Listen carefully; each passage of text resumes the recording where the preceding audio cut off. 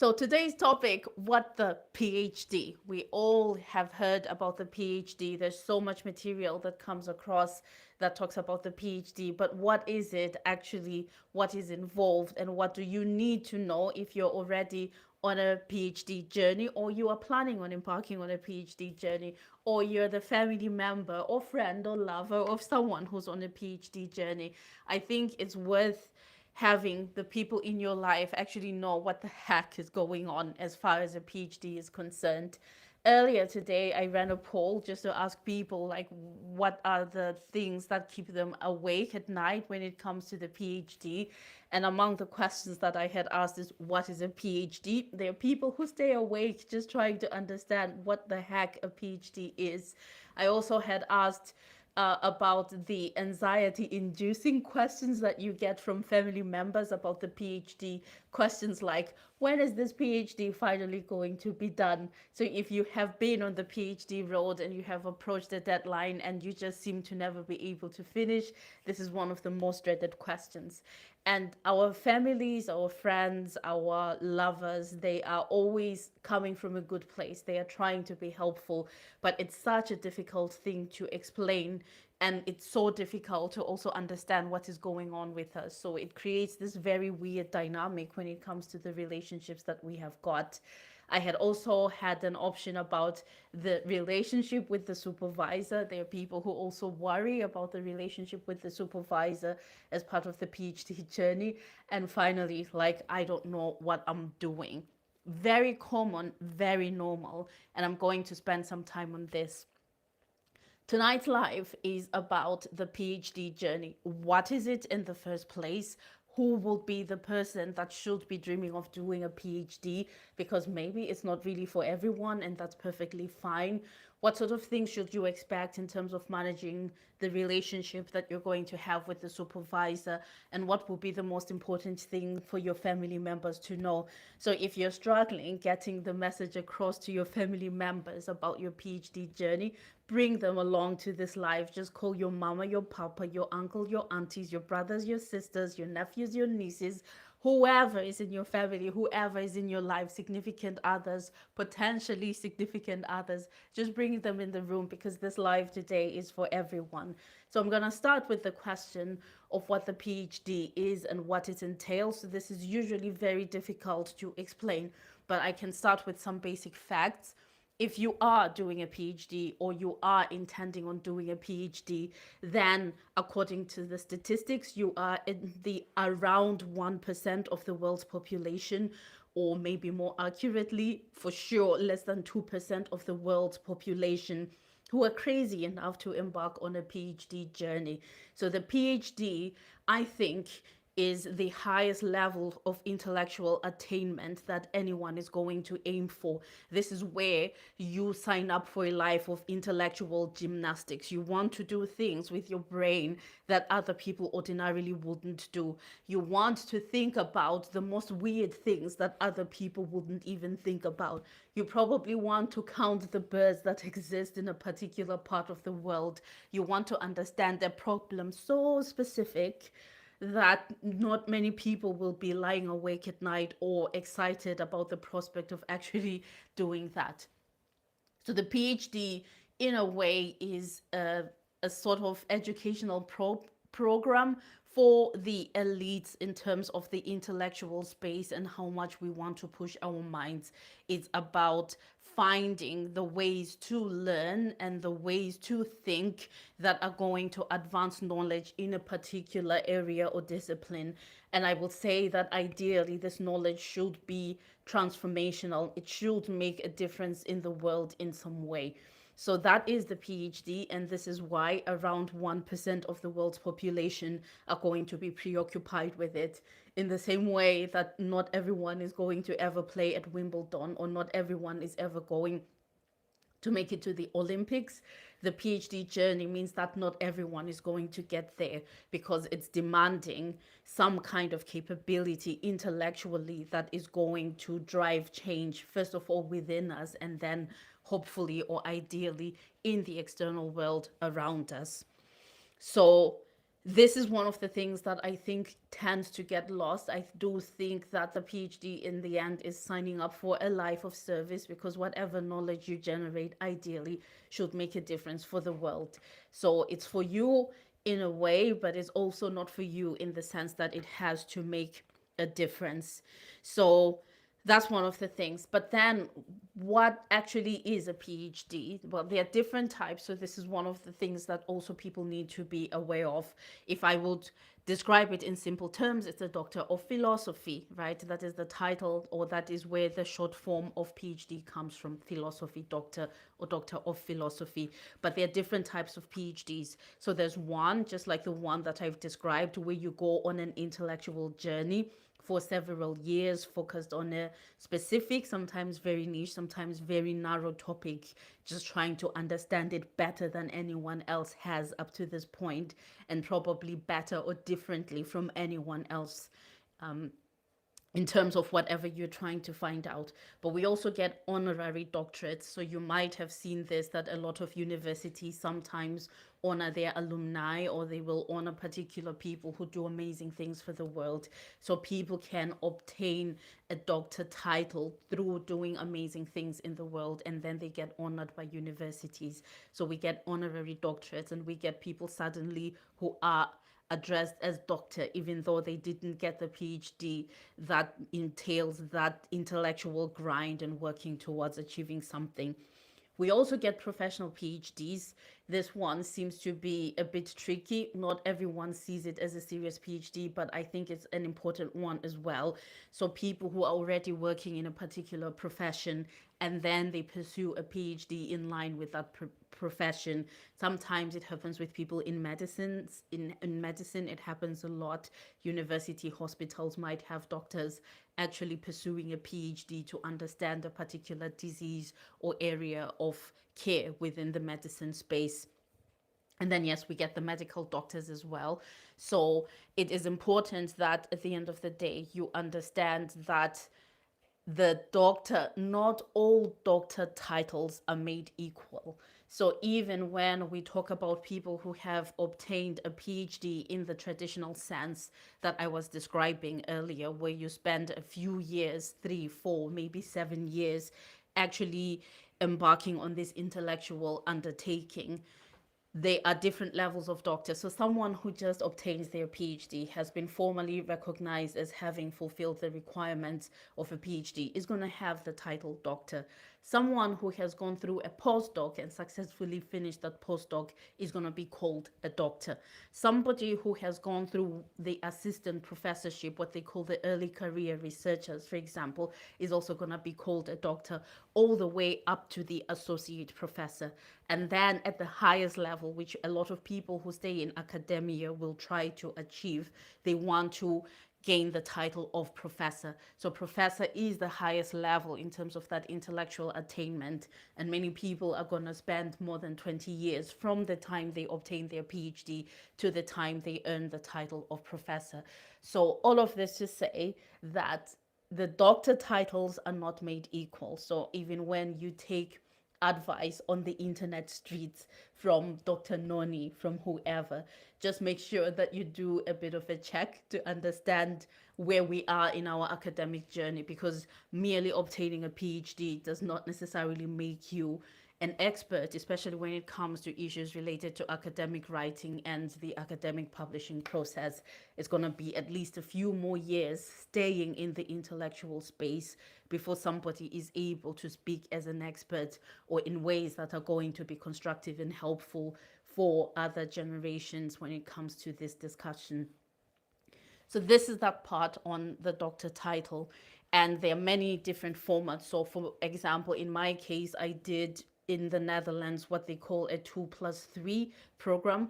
I did a 2-year research master, and this master's of 2 years was supposed to prepare me for a PhD. And then in theory, I was going to need less time, so 3 years to complete the PhD, because whatever foundational training I would have needed to be able to do research would have been taken care of in the MSc program. My PhD became a journey of 9 years. That's a story for another day, but this is just one way of doing the PhD. Some PhD programs are going to be 4 years long with exactly 1 year in the beginning where you follow a curriculum, your work gets assessed, and then after that, you're expected to proceed in 3 years doing the individual research. Some of them might have the 4 years, but actually, at different moments throughout that 4 year period, you might be able to follow some programs. Then I think what is typical, especially for me right now, I'm in the UK, is that I see a lot of 3 year PhD programs. And even though this becomes the norm, I do think that it's a bit regrettable because my experience is that to do a proper PhD, most people are going to need more than 3 years. We do have the rare individuals, so we still have the cream of the cream in that world's less than 2% that are able to quite easily achieve the objectives and the requirements of a PhD in a space of 3 years or less. But for most people, I think if it would be done right, you are looking at least 4.5 years, including the write-up and turning in the dissertation. And then next to this, even though it's a form of prestige to be able to do this, it's a form of privilege as well. Unfortunately, over the years, increasingly people do find themselves having to self fund for the PhD. So I was ridiculously lucky in the sense that the type of PhD program that I was enrolled in was a job. So it was a paid employment where I could even collect pension money, and I had salary and I had holidays. This is usually not the case for a lot of PhDs. And the best that most people can hope for is that they will be able to get some kind of scholarship so they don't have to pay anything out of pocket. And if they were willing to leave in the most minimalist way, they will be able to make do on that scholarship that they get. But I see more and more that people do actually self-fund when it comes to the PhD, or they will get a partial scholarship and then they might have to do other work, sometimes not even related to the PhD research itself, in order to supplement the income. So this is something that people actually have to be aware of if they're considering a PhD. One of the biggest questions that you have to ask is how you're going to pay for it and whether you can do that next to your job. There are part-time PhDs, but also not very usual because the success rate is not that low.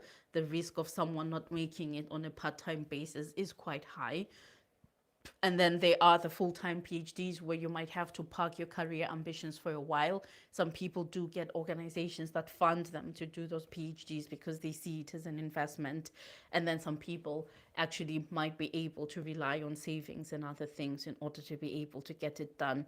But if you are considering a PhD, then one of the big questions that you have to address is how you're going to pay for it, because you either take a hit, whether direct or indirect, in terms of your income, or you may not be able to get any kind of scholarship. So you're going to have to pay for the cost of doing a PhD. Some universities will charge you tuition and at the same time survive, because you still gotta eat and you still gotta do all other things that adults are expected to do. And then when it comes to the delivery, then usually people will produce a thesis. So a PhD thesis is one of the outputs. It's the thing that's going to be expected, but there are different forms of thesis. So in some cases, they just expect a monograph. That's just a single piece of writing, probably with a single intro, literature review, method section, and then some empirical chapters where they presented results of different studies related to a particular topic. I did within my own system a PhD by, it's not a PhD by publication, but it was set up in the format that each chapter could be a standalone book. And the expectation was that you produce something that is publishable or has been published in order to be considered to have met the requirements of your PhD. So I'm trying to see if I have my thesis nearby. Just give me a second. I can show you my PhD. So this is my PhD dissertation. This was obtained in the Netherlands. And what I did with my PhD was that each chapter was a standalone chapter. So from chapters 2 to 4, so 3 chapters, I had empirical chapters. They were written as though they were academic articles.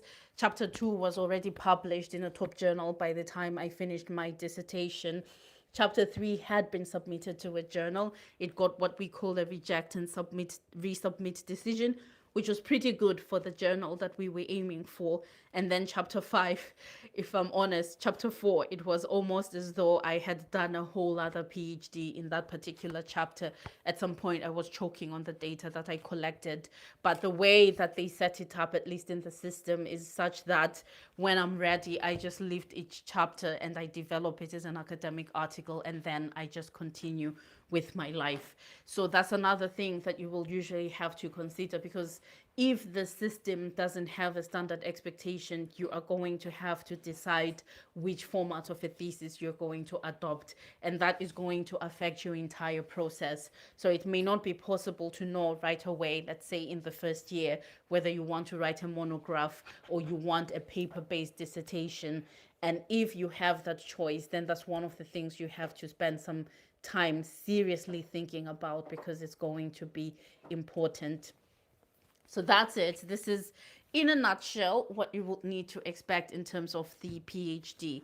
But then they are the things that I think will be important. Like, one of the common questions that I get is a PhD right for me? Or how do I know if I am PhD material? So I'm going to talk about you, and I'm going to talk about what I consider to be the ideal profile of a PhD candidate. And then after that, I'm going to move on to talk about family, because that's one of the biggest pain points of people. How do you manage family and expectations when you go through the PhD journey, a journey into the unknown, essentially? Then I'm going to end this by talking about supervisors. If I still have life in me, I'm going to do something that I had planned to record during the live that I will be then releasing later as a video. But let's see how I'm doing after going through this stuff. So let's talk about you. How do you know if you should get a PhD? The first thing is that crazy people go for a PhD. So, as I already mentioned, we have about 1% of the world's population going for a PhD. It's a very intellectually challenging undertaking, and it's not going to be for everyone, because you're going to have to spend a lot of time focused on a particular narrow problem and trying to understand it better than anyone else. So if you are the kind of person who's like, okay, I think I can do this, then the PhD is for you. Then if I go to some of the things that I think are more important, curiosity is as such an important attribute for anyone who will be interested in doing a PhD. So when you start the PhD, no one expects that you're a great researcher. This is one of the skills that you are trying to develop as part of undergoing the PhD process. And if we look at the average time that people take to make full professor, then you know that you're going to take at least a decade before you are considered a good researcher. And many people that I know have waited about 15 to 20 years from the time they obtained their PhD to the time that they made full professor. So what this should tell you is that you are not expected to be great at research, but I think curiosity helps. You have to be so curious that this curiosity overpowers any fear of the unknown, because a lot can go wrong in the PhD process. You can fail at the thing that you set out to do. You are going to also sacrifice a lot in terms of income that you could make in the moment, or even for a certain number of years. And so, given that the stakes are that high, it's really important that your curiosity is bigger than your fear of failing or getting things wrong.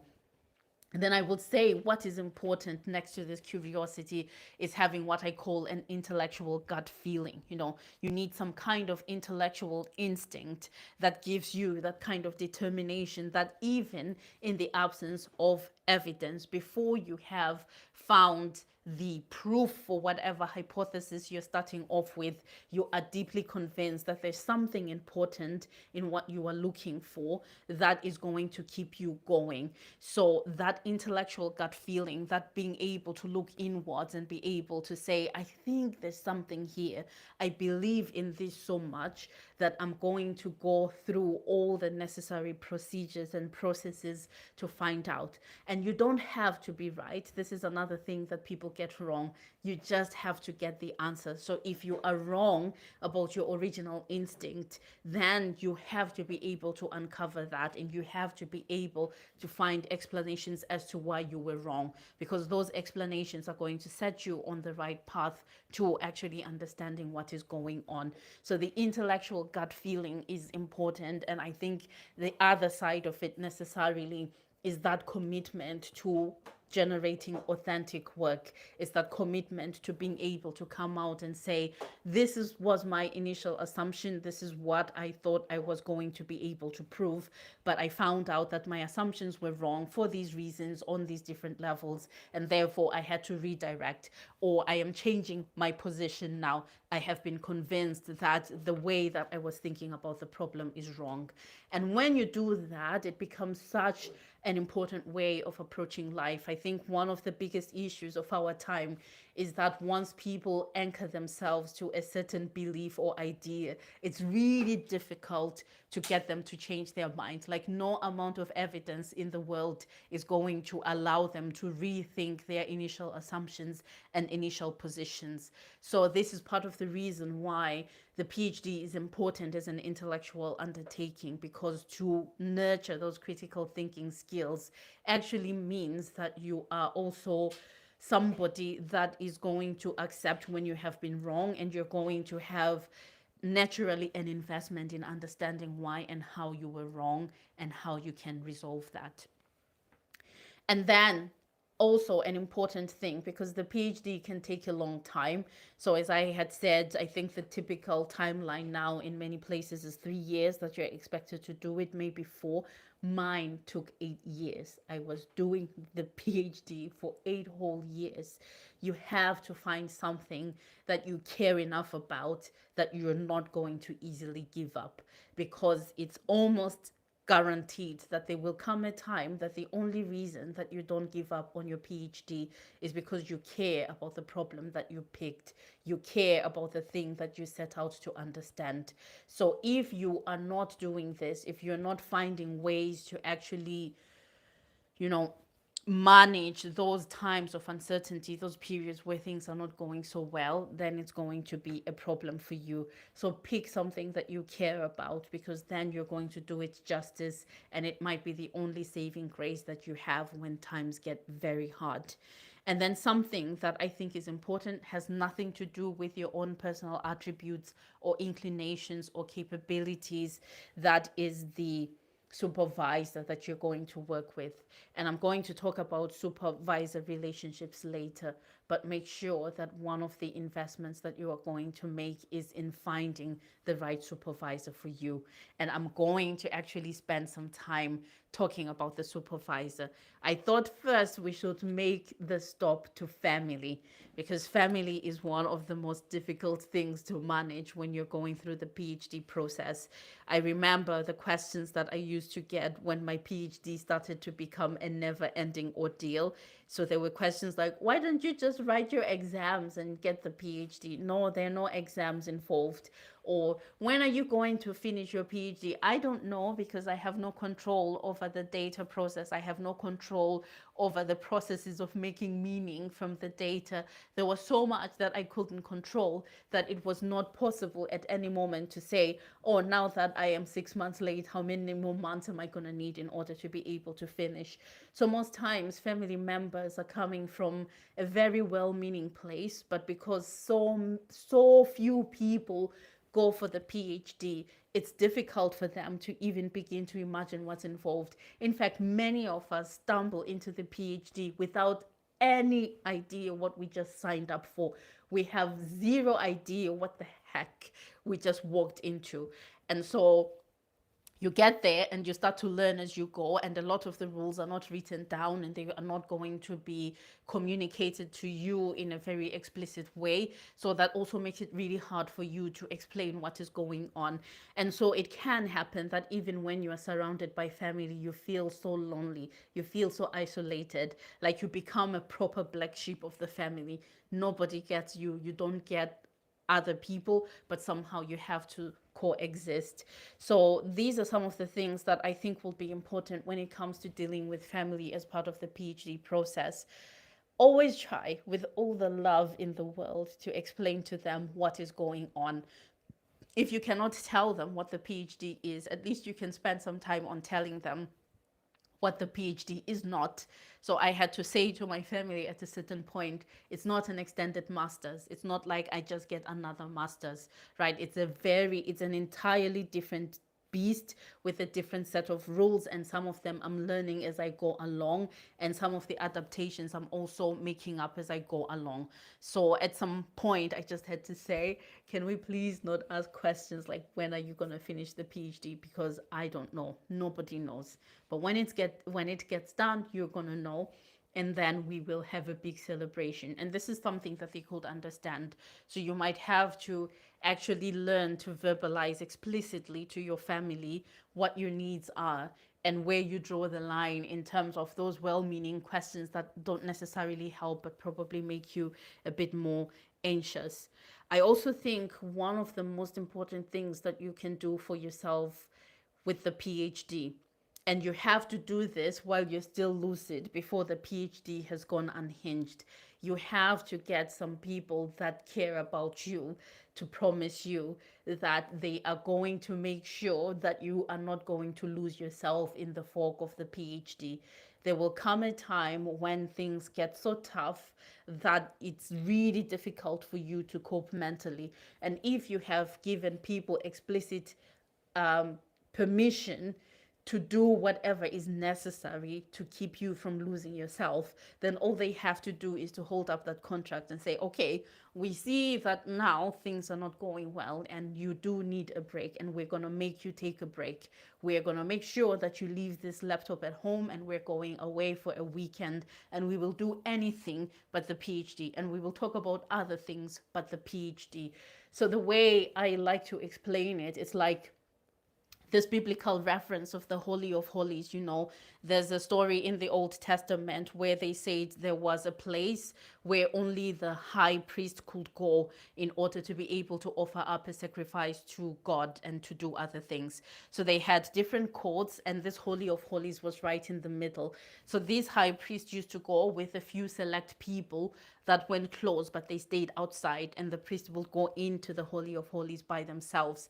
And then people always just kept listening for the bell. So every time they were moving, they had a bell attached to their ankle. If they hear the bell, then they know that the priest is still alive, things are going well. But sometimes it would happen that they die, maybe because they were not pure enough, whatever it was, I don't remember the full reference. But once the bell stops ringing, then those people had the job of pulling them out because no one can go in. So the PhD is very much like that. There are places only you can go, and they will be in your mind, and it will be so difficult to explain to people what's going on because you also don't even know what is going on. And having those people who are checking your vitals, like checking for signs of life, checking for any change that might be concerning, these are the people that are going to drag you out, right? They have to pull you out before you lose yourself, and they have to help you to regroup, to feel better mentally before you go back into the ring. So give people the right, while you're still lucid and while times are great, to say, if you start to see a material change in me that is concerning, I might not be able to save myself at that point. So I'm going to need help being safe, that I don't get lost in the fog of the PhD. And this is going to help a lot. And you won't know what it's going to look like. They won't know what it's going to look like, but they will know when it feels like, okay, something has gone so wrong that an intervention is needed. Something that also I learned, I think, as part of my PhD, especially because it took very long, is to learn to make very specific asks of family. So don't assume that they know that you are busy. Don't assume that they know that you need a bit of space to do X, Y, Z. You are going to have to tell them, because remember, you're part of the world's 1%. They don't see PhD candidates every day. You might be the first person in your family or whole neighborhood or whole village who has actually gone to do a PhD. So they don't know what it looks like. They have no clue what is happening. And the only way that you can help them, and it can help you, especially in terms of their relationships with them, is to be very explicit in terms of your asks. So I learned to make very different asks. The first and most basic asks is those simple asks. And they are usually things like, oh, today I'm going to have to stay in the office for longer than I planned because I couldn't finish this PhD. So can you please do the school run? Can you go and pick up the kid from school because I'm not going to be able to make it? So those are specific asks, but also these are the asks that can cause a lot of annoyance. So ideally, you don't want to be doing it every time. You don't want that 2 or 3 times a week you're making this emergency ask. So for most of the part, you have to try to stick to what's important, and you use that urgent card only when necessary. Don't use it all the time because it really starts to bother the people that are helping you out. Some asks are tactical. So I have gone through phases where I say, okay, for the next 2 months, I really have to get this thing done. It's an important deadline or milestone in my PhD. And so please expect that I'm going to be less available. Or can you please already take care of this particular task because I just will have zero capacity. And for these asks, also, one of the things that I even used to do was to leave the house if it became too much and there's a lot going on in our lives and in terms of doing the PhD. I could leave the house. Sometimes I was only just a few houses away or a few minutes away from home. Just book myself into an Airbnb and focus on two things: rest and work. This is all that I would do. So as part of the tactical asks, I would ask people for a medium term period to be able to just accommodate my needs a bit more, and for me to have the permission to be a bit less available just to try to get those things. And then there are strategic asks. So if you're going to do a PhD, then there are going to be big milestones. Like if you want to get an academic job after your PhD, then one of the things that you must try to secure during the PhD is getting a publication or being able to show that you have a really good research pipeline. And for you to do that, it's not something you can do over months. You might have to be able to spend a year or two really focused on doing the things that matter. So for that, then I recommend always strategic asks. You're going to have to say, okay, for the next X years or year, I'm going to be less available and I'm going to need a bit of help in terms of getting certain things done. Then people understand it. So you manage these expectations. But I think what's also important at the back of that is don't do things in a selfish way. Yes, all these things are important. Yes, the stakes are high. But for everyone else, life goes on. So you have to be always mindful that you are not like just always taking and never giving things back. Sometimes you're going to have to compromise. Sometimes you're going to have to take that break, even though it's not ideal, because it's just one day for you after weeks of being able to get your way. And you can always catch up and you can always do other things. So, this is very, very important. Related, one of the mistakes that we make when we make asks is that we want to also be picky about the quality and type of help that we can get.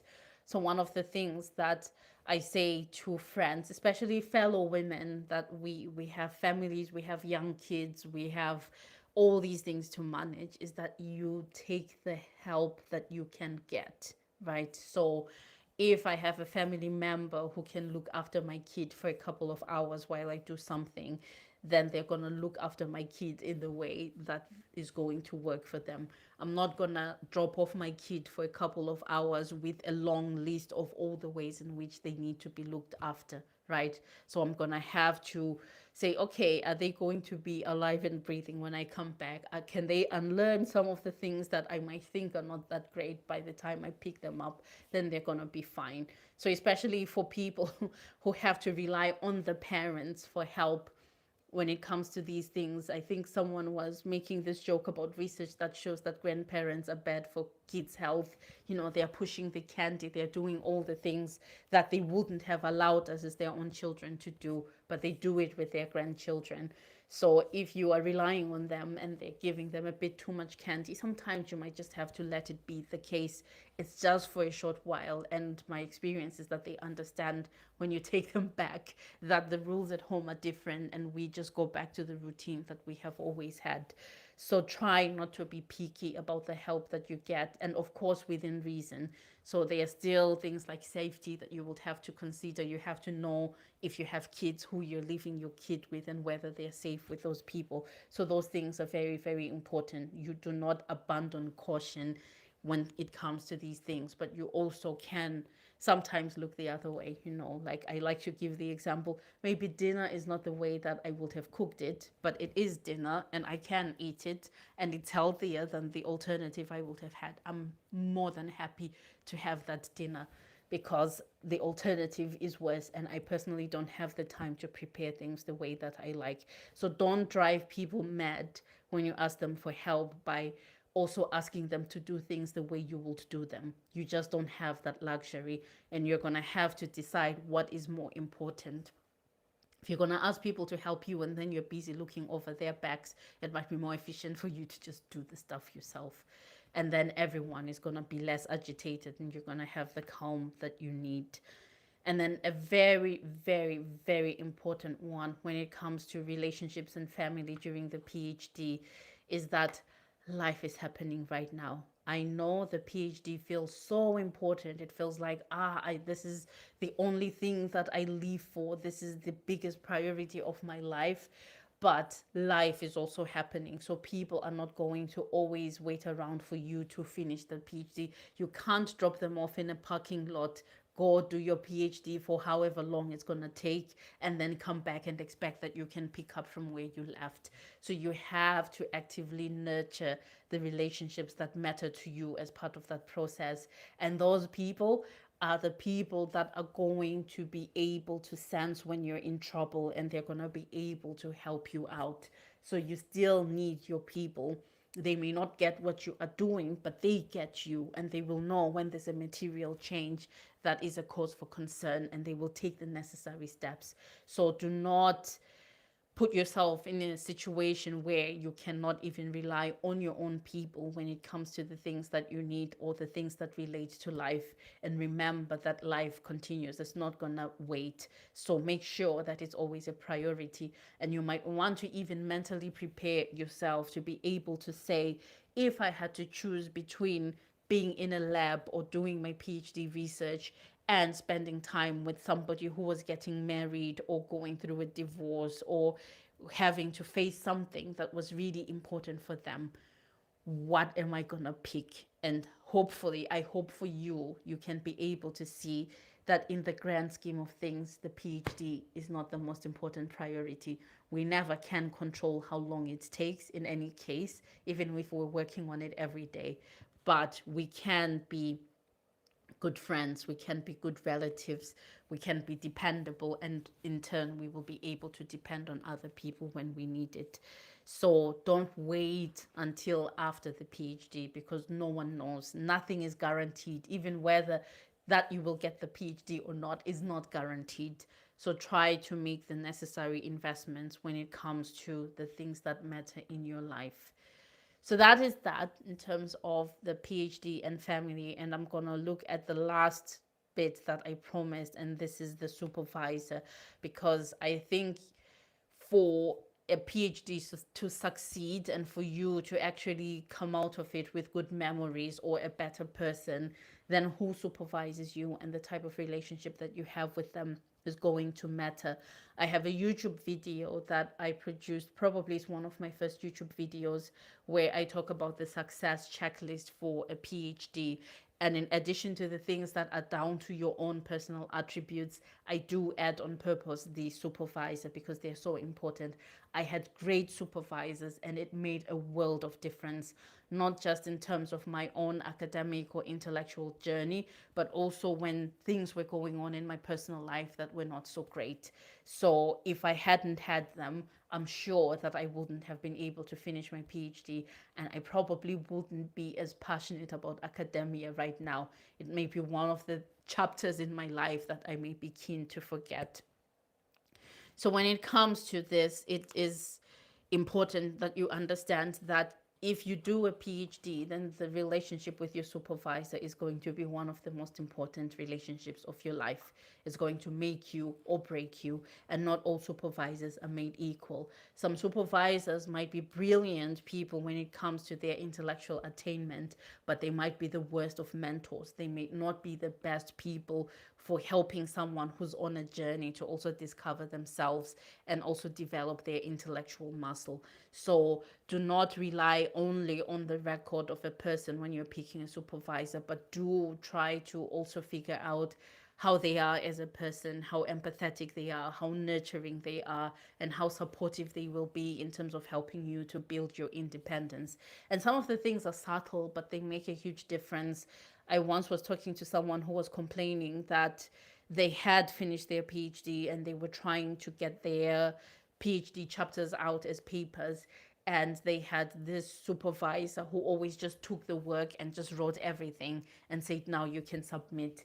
And for them, the source of frustration was that in this scenario, they are never developing the capabilities that they need to be able to write for themselves. So they're always going to need somebody else to take over this very important bit. So those are some of the things that you always need to think about and be mindful of. Where I did my PhD in the Netherlands, they call the PhD supervisor a promoter. So this is someone literally who's supposed to promote you and your work. They're supposed to introduce you to the world. They should actively put you in front of audiences to say, here is the next rising star in blah. And here are the things that they can do. They should be able to send you independently to carry out certain tasks, to engage with certain stakeholders. And when your thesis is finished, they also have to do the road of taking it on the job of taking it on the road and letting the world know that, okay, this is out now and you have to see what fantastic work my PhD candidate did and all of that. So they are supposed to help you when it comes to your career, not just as part of the PhD, but especially beyond. If you should choose to stay in academia, this is the kind of person who should help to open doors for you or to introduce you to the relevant networks that are going to help you. To check that and check, sometimes it's an institutional culture as well, so you might want to understand how different universities see the PhD candidacy and how they think about your needs beyond the PhD, because it's not always going to pay off. So somebody has to help you to figure out what you're going to do at the end of it. And then, because this relationship with the supervisor is one of the most important relationships of your life, just like any other important relationship in your life, be willing and ready to fight. There will be times where you have to say, okay, this is not working out, right? This is not what I expected, or this is not what I signed up for. Or you told me to go west, and now you're saying it's east, and I cannot do both. So, what are we going to do about this? And I think one of the things that people do, or one of the biggest mistakes that people make when it comes to the supervisor relationship, is that they see a lot of things that are wrong, that don't sit well with them, and they just never say anything. And then it just builds frustration and resentment on the part of the recipient, usually the PhD candidate. And then one day they have an outburst. And then they're like, oh, I don't know, you never support me. You always do this. And then they're like, yeah, but this is how our relationship has been for 2 years. What changed now? Nothing changed except that you didn't verbalize in the beginning that this was problematic. So if you understand that I'm locked into this relationship for the next 3 or 4 or 5 years, maybe more, then make sure that you're also good at verbalizing your needs quite early in the process. Or if something is going wrong, also make sure that you say it early in the process. This is not working out, okay? I'm gonna need this from you, or this is how I would prefer to have communication. And do the same for them as well. So be willing and ready to make it work.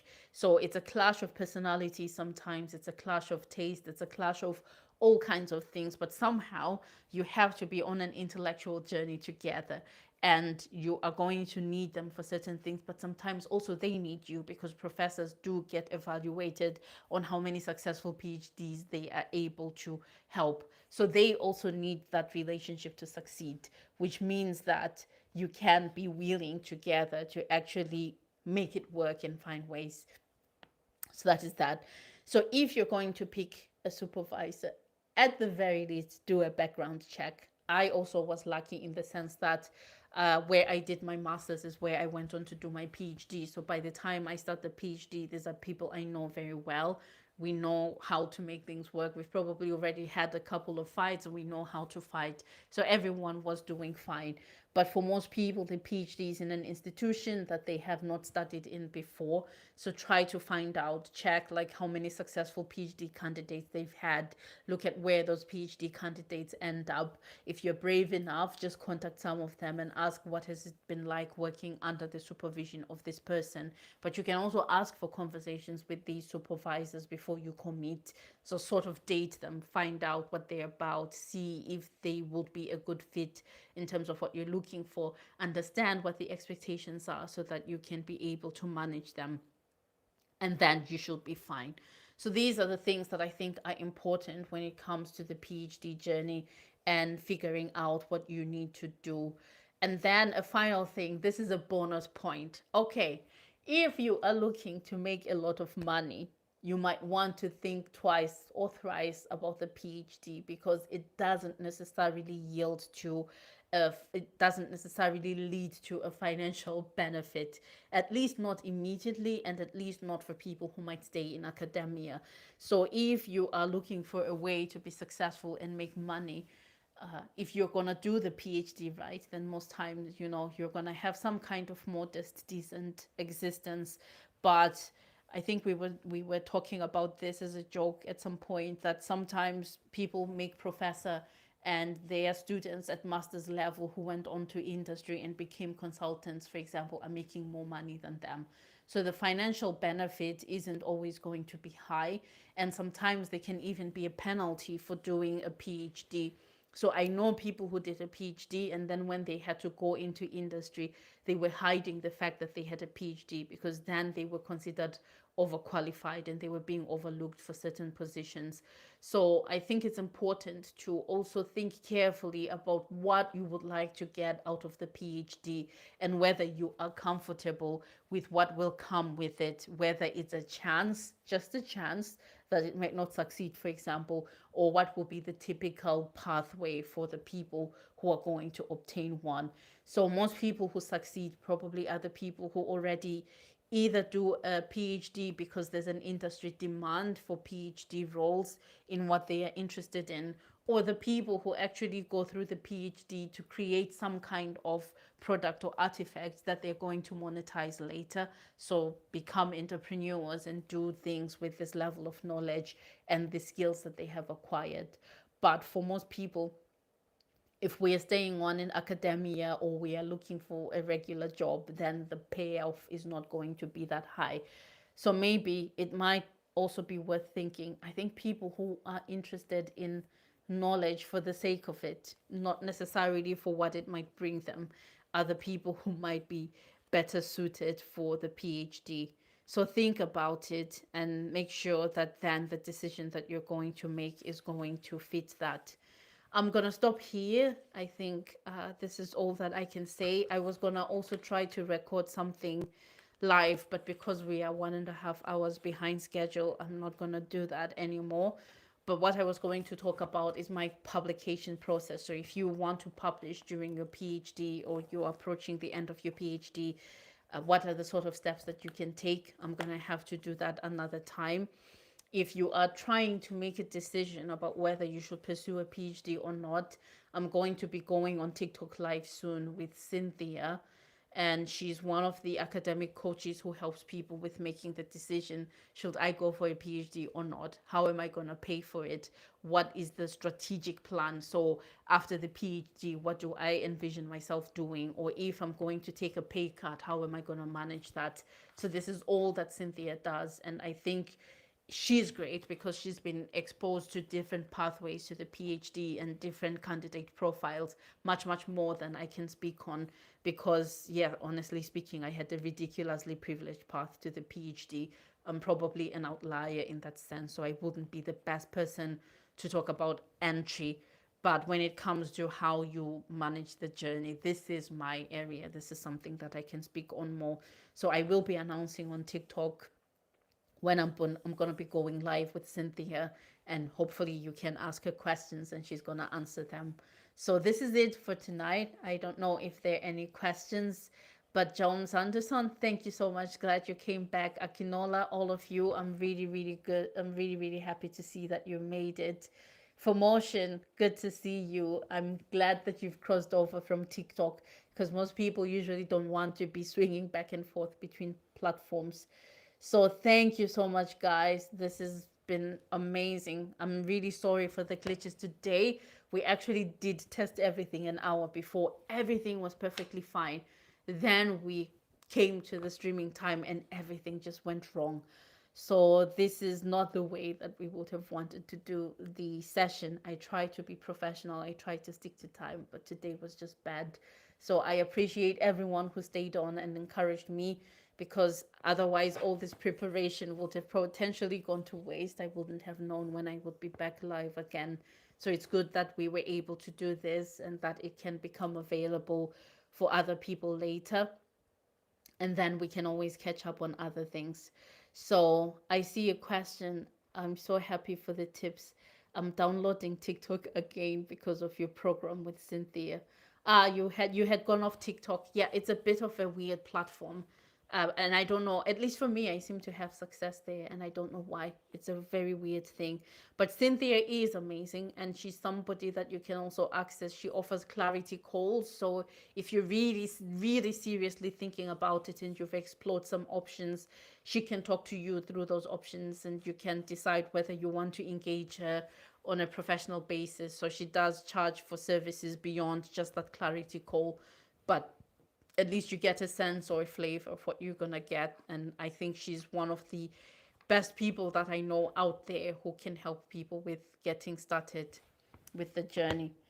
So, Samgele, I see that you asked questions and I must have missed them. Samgele, should I be approaching a supervisor first before writing a proposal? My experience is that supervisors are extremely busy people and you need to get their attention and keep it the first time. So I usually would be more likely to respond to a candidate if they already have a proposal, because remember, one of the most important attributes of a PhD candidate is somebody who has already identified something that they care enough about that they're going to spend 4 years focused on doing that particular thing. So if you are interested in doing a PhD, then ideally you also already know what you would like to do. And then when you're looking for a supervisor, you're looking for somebody who's going to help you to achieve that goal. I have stopped responding to email requests. Like, I get a lot of these emails. Oh, I would like to do a PhD. I have funding. Give me a topic. Whatever topic, I'll be happy to do it. It's a trap. No one is convincing me to accept somebody as a PhD candidate who doesn't even have a proposal, because it's more likely than not that I'm going to have to do all the heavy lifting in terms of that PhD being acquired. But to show me, to send the signal that you have found something that you care about and you have taken the time to make sure that I'm a good match for the proposal that you would like to work on as part of your PhD journey. That's something that I appreciate a lot. So I will give also advice when it comes to looking for supervisors. Next to the topic, also always check that the methods are aligned. So I am now officially a qualitative researcher. Even though I have a background in applied mathematics, I do get requests sometimes from people who would like to do modeling work or simulation or whatever. And yes, even if it's in my area, they are interested in humanitarian operations. Methodologically, I will be useless for them. So at the level of the PhD, things are so advanced that it's not enough that I already have an undergrad degree in applied mathematics. I wouldn't know what people were doing. And it's been so long since I did that stuff that I'm not going to be helpful at all. So ideally, someone who has looked me up as a potential supervisor also has checked the types of work that I publish, the types of journals that I publish in, because it's going to tell them what sort of research methods I work with. So if you can get a match in terms of the topic and in terms of the research methods, and you can somehow find out to the best of your ability, you won't always know until the relationship starts, but you can try to see if there's a fit in terms of the supervisor profile and what you're looking for, then you will be fine. But yeah, to answer your question briefly, write a proposal, give them something that you care about, and then make sure that the methods that you intend on working on are the methods that they work with, because everything rises and falls on methodology at the PhD level, right? And so if you get the methods wrong, then everything is going to fall apart. Every methodological area does have its own specificities that require a certain level of expertise for people to be able to publish or even be able to generate the kind of knowledge that we know we can trust and rely on for solving the problems in the real world. So Samgele, I hope this helps, and otherwise just let me know.